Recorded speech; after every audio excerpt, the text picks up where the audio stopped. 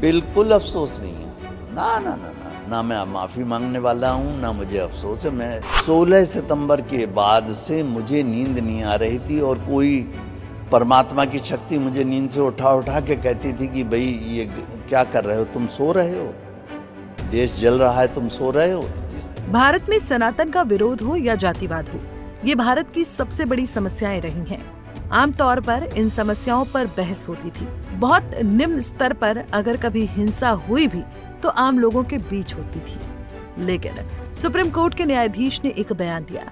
इस बयान पर उनकी कड़ी आलोचना हुई। उनके हिंदू धर्म पर इस टिप्पणी से बहुत लोग आहत हुए।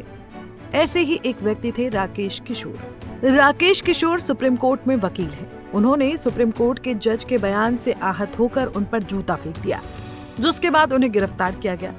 लेकिन अब राकेश किशोर की रिहाई हो गई है। आइए समझते हैं कि किशोर ने ऐसा कदम क्यों उठाया। सोमवार को सुप्रीम कोर्ट में सुनवाई के दौरान चीफ जस्टिस BR गवई पर जूता फेंकने का प्रयास किया गया, जिससे वहां का माहौल तनावपूर्ण हो गया। इस घटना के पीछे वकील राकेश ने मुख्य न्यायाधीश के सनातन धर्म के विरोधी बयान को वजह बताया। चीफ जस्टिस गवई उस दिन क्षतिग्रस्त विष्णु मूर्ति की पुनर्स्थापना की मांग वाली एक याचिका पर सुनवाई कर रहे थे। उन्होंने इस याचिका को प्रचार हित याचिका बताते हुए खारिज कर दिया और याचिकाकर्ता को सुझाव दिया कि वो देवता से कुछ करने के लिए कहें। उनकी इस टिप्पणी पर सोशल मीडिया पर तीखी प्रतिक्रिया हुई, जिसके कारण मुख्य न्यायाधीश को अदालत में स्पष्ट करना पड़ा कि वो सभी धर्मों का सम्मान करते हैं और सच्ची धर्मनिरपेक्षता में विश्वास रखते हैं। सुप्रीम कोर्ट के मुख्य न्यायाधीश पर जूता फेंकने की कोशिश करने वाले वकील राकेश किशोर को बिना किसी कानूनी कार्रवाई के रिहा कर दिया गया है। दिल्ली पुलिस के अनुसार इस घटना के बाद सुप्रीम कोर्ट के अधिकारियों ने वकील के खिलाफ कोई शिकायत दर्ज नहीं कराई थी। पुलिस ने उनसे बातचीत की और सहमति मिलने पर सोमवार देर रात उन्हें हिरासत से मुक्त कर दिया। वहीं हिरासत के दौरान दिल्ली पुलिस सिक्योरिटी यूनिट और नई दिल्ली पुलिस के अधिकारियों ने सुप्रीम कोर्ट परिसर में ही राकेश किशोर से लगभग 3 घंटे पूछताछ की थी।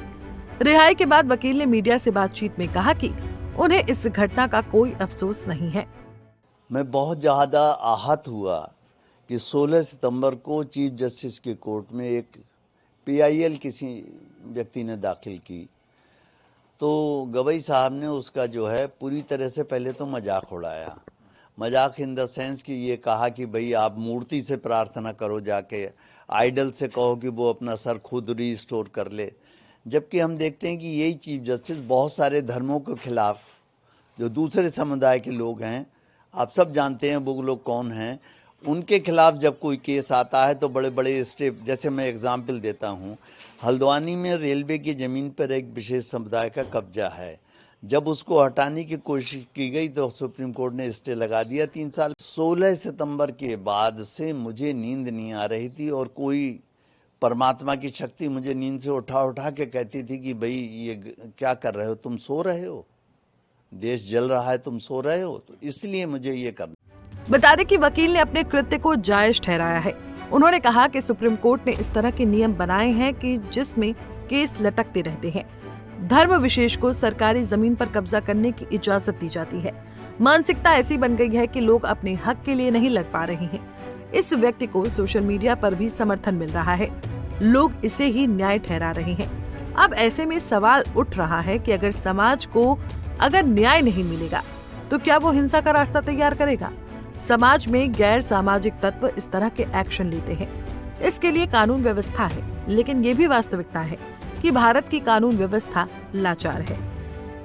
बहरहाल, राकेश किशोर के एक्शन के बाद ये बहस फिर शुरू हो गई है कि क्या हमें न्याय व्यवस्था में बदलाव की जरूरत है? क्या सुप्रीम कोर्ट के जजों के लिए भी नियम बनाए जाने चाहिए? भारत की न्यायिक व्यवस्था को आम लोगों के लिए कैसे आसान बनाया जाए, इस पर विचार होना चाहिए। फिलहाल के लिए इस खबर में इतना ही। देश और दुनिया की बड़ी खबरों के लिए देखते रहिए पंजाब केसरी टीवी। हमसे जुड़े रहने के लिए हमारे YouTube चैनल को सब्सक्राइब करें और नई वीडियो की नोटिफिकेशन के लिए बेल आइकॉन को दबाएं।